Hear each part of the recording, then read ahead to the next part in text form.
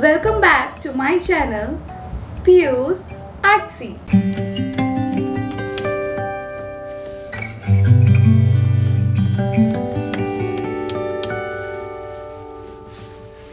Hey, I'm back with a new video for you all. I hope you all are fine. So today I will show you how to make a whale with the paper. So what are we waiting for? Let's start.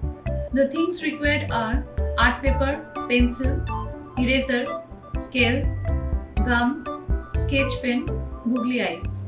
Take an art paper of any color as per your choice. I have taken measurements of 16 cm on each side. You may take measurements of your choice, accordingly the size will vary. Now follow the steps as shown in the video.